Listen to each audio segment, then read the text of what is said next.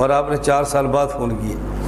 میں نے 4 سال پہلے کہا تھا اسی غلہ منڈی میں میں آتا ہوں، اور آپ اپنے چونکہ ضلع نہیں ہے تحصیل ہے، آپ اپنی تحصیل کی شہر کے مسجدوں کا ایک جگہ جمعہ رکھیں، ایک جگہ آپ اجتماعی جمعہ رکھیں اور مجھے بولنے کا موقع دیں، سارے تاجر ایک جگہ اکٹھا کریں، میں ان تاجروں میں بات کرتا ہوں تو میں دیکھتا ہوں کہ آپ کے شہر سے جماعت الدعوہ کا بستر اور وہ بستر یہ بوریا گول کیسے ہوتا ہے، مجھے آپ موقع دیں۔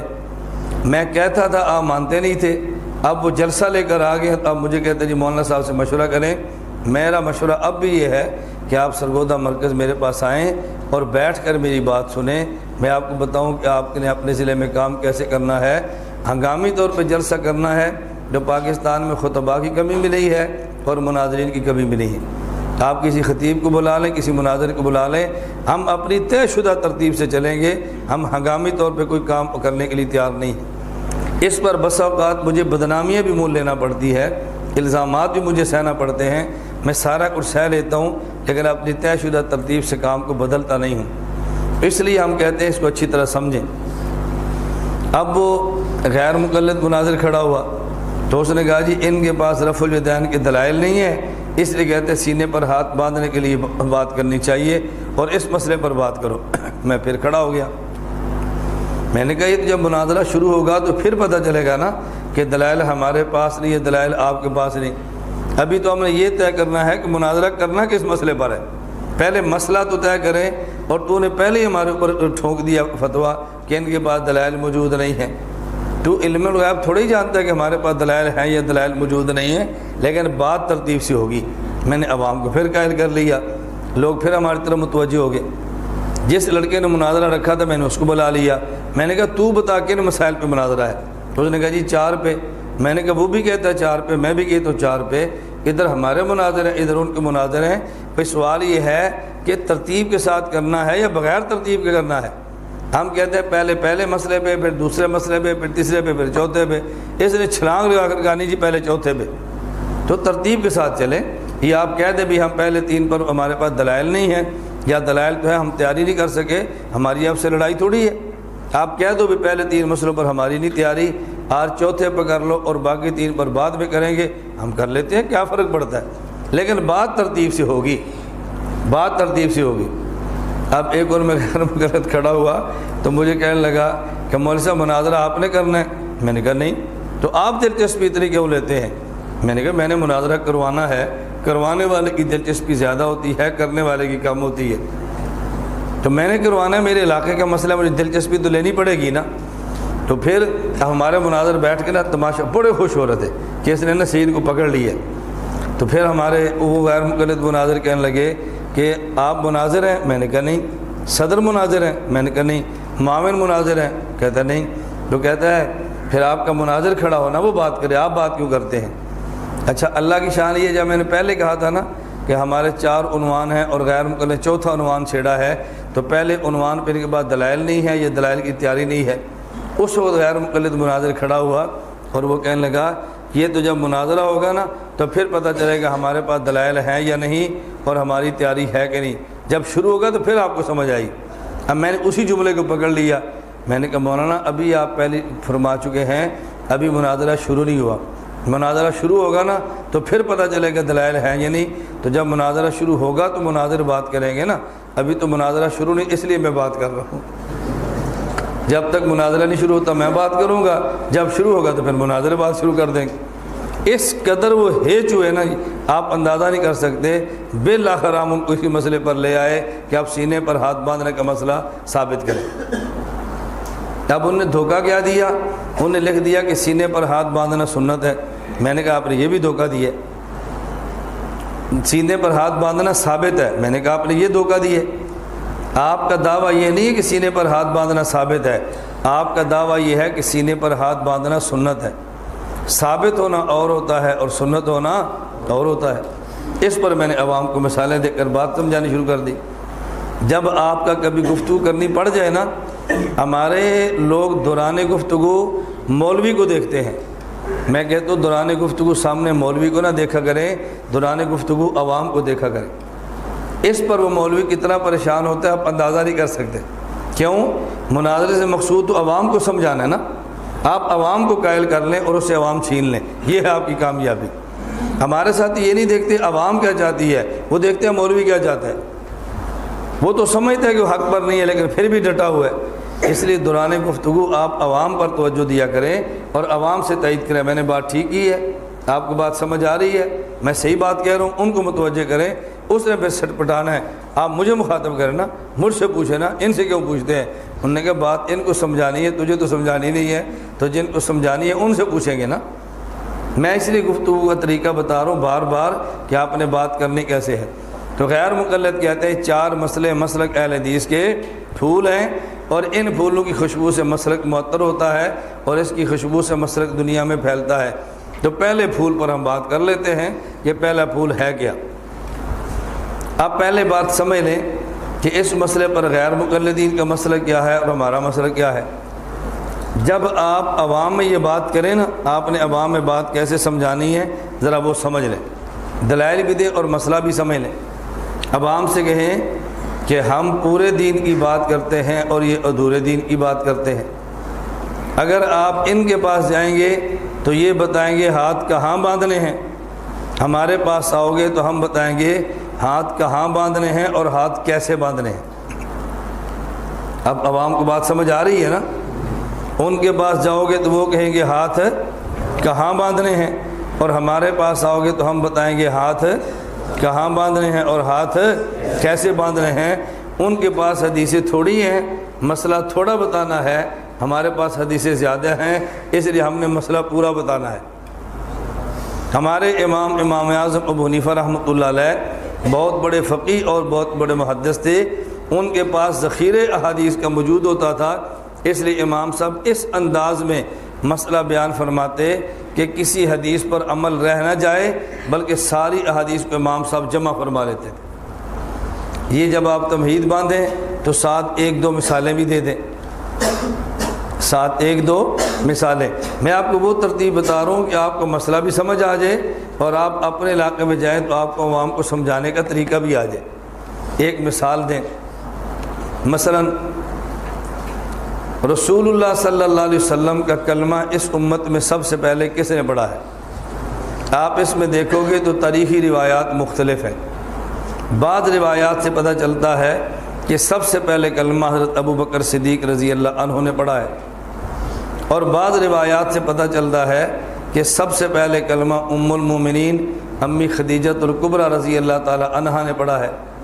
بعض روایات سے پتہ چلتا ہے کہ سب سے پہلے کلمہ حضرت علی بن ابی طالب رضی اللہ تعالی عنہ نے پڑھا ہے، اور بعض روایات سے پتہ چلتا ہے کہ سب سے پہلے کلمہ رسول اللہ صلی اللہ علیہ وسلم کا زید بن حارثہ رضی اللہ عنہ نے پڑھا ہے۔ اب روایتیں 4 آ گئی ہیں تو چاروں نے نہیں، کسی ایک نے پہلے کلمہ پڑھا ہوگا۔ حضرت امام اعظم ابو حنیفہ رحمۃ اللہ علیہ نے ان چاروں روایات کو ایسے جمع فرما دیا، اعتراضات کے دروازے ہی بند ہو گئے۔ امام صاحب رحمۃ اللہ علیہ فرماتے ہیں کہ بالغ مردوں میں سب سے پہلے کلمہ ابو بکر صدیق نے پڑھا ہے، اور عورتوں میں سب سے پہلے کلمہ ام المومنین امی خدیجۃ الکبریٰ رضی اللہ تعالی عنہا نے پڑھا ہے، اور بچوں میں سب سے پہلے کلمہ حضرت علی المرتضیٰ نے پڑھا ہے، اور غلاموں میں سب سے پہلے کلمہ زید بن حارثہ نے پڑھا ہے۔ اب دیکھو امام صاحب نے سب سے پہلے کو اضافت حقیقی کی بجائے اضافت حقیقت کو چھوڑ دیا، یہ اول جو تھا اول حقیقی کی بجائے اول اضافی کو لیا ہے، تو سارے اعتراضات خود بخود ختم ہو گئے کہ سب سے پہلے کلمہ کس نے پڑھا ہے؟ مردوں میں ابو بکر صدیق نے، عورتوں میں خدیجۃ الکبریٰ نے، بچوں میں علی بن ابی طالب نے، اور غلاموں میں زید بن حارثہ نے۔ اس لیے جس روایت میں ابو بکر صدیق نے پہلے کلمہ پڑھا وہ بھی ٹھیک ہے، جس میں امی خدیجہ نے کلمہ پہلے پڑھا وہ بھی ٹھیک ہے، اور جس میں علی نے کلمہ پہلے پڑھا وہ بھی ٹھیک ہے، اور جس میں سب سے پہلے زید نے کلمہ پڑھا وہ بھی ٹھیک ہے۔ اب دیکھو امام صاحب نے اس طرح روایات کو جوڑا کہ تاریخ پر اعتراض ہی ختم ہو گیا۔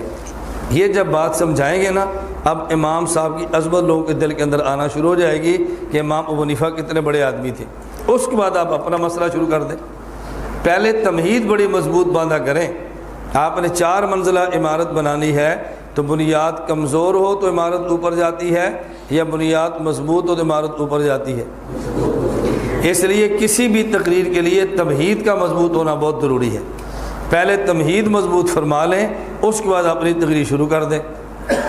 اور آپ نے شاید سنا ہو، میں بس اوقات بیانات کے دوران اپنے عوام سے کہتا ہوں بھئی مجھے پون گھنٹہ تمہید پہ لگے گا اور 15 منٹ مجھے تقریر پہ لگیں گے۔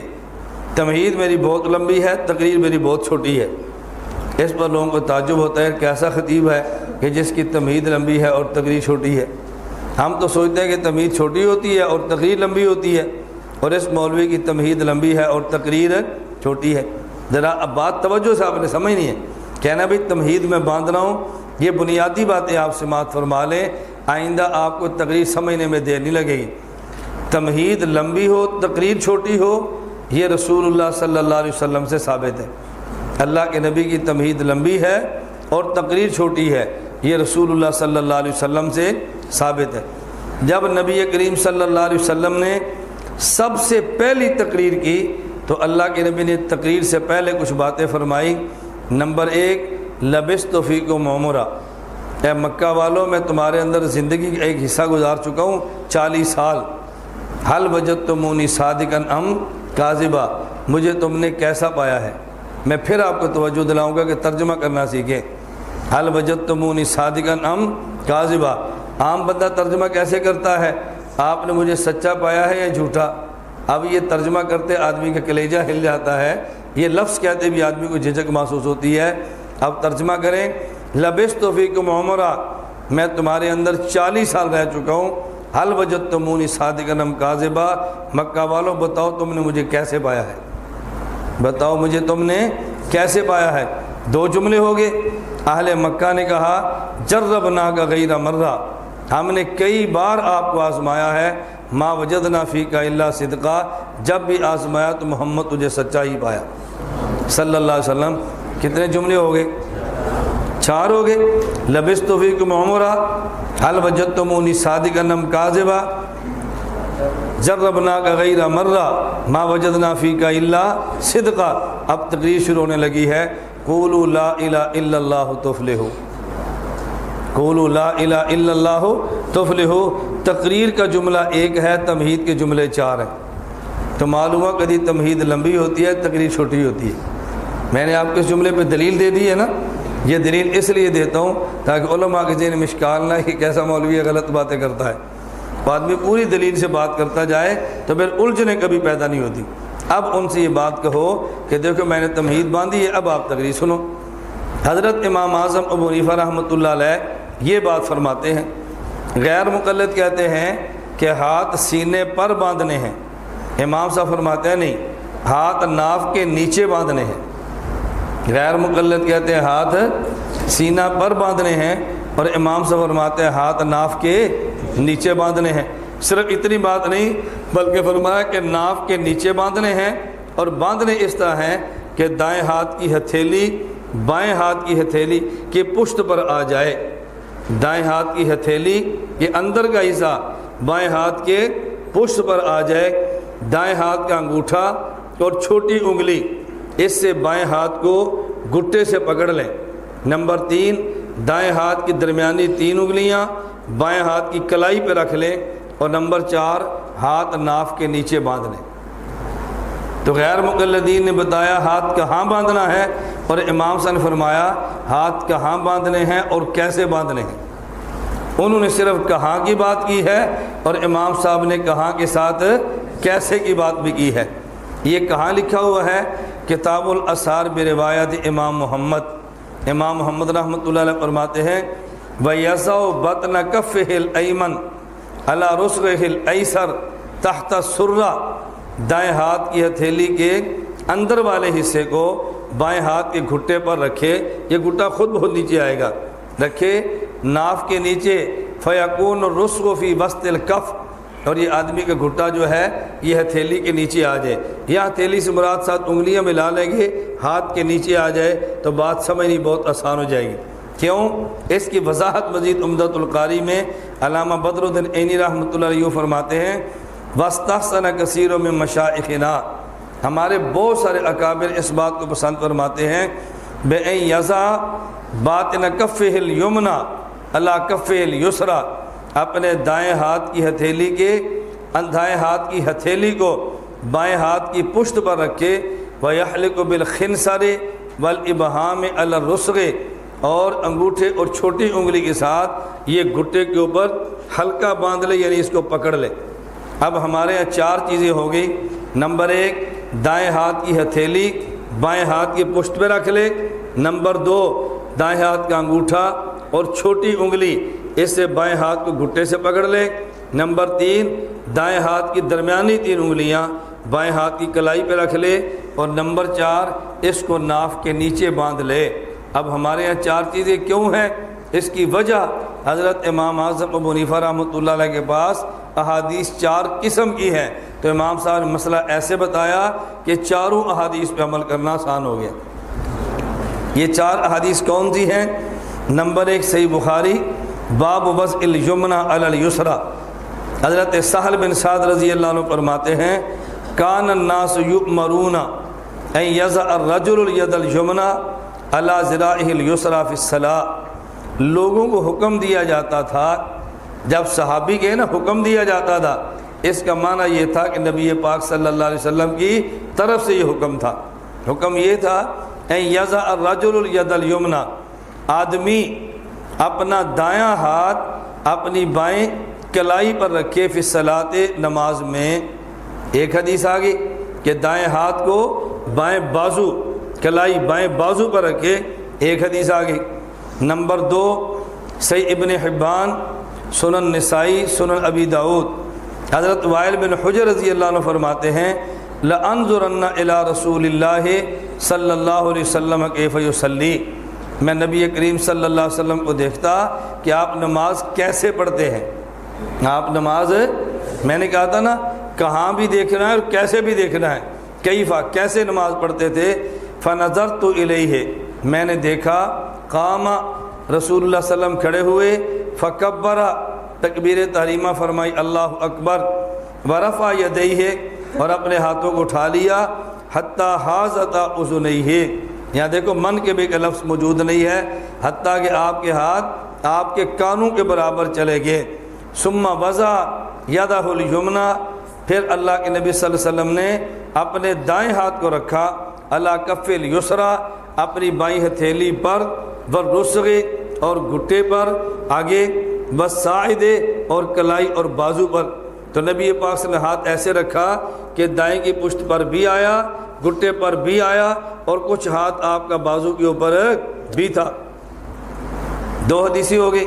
نمبر 3 ابن عباس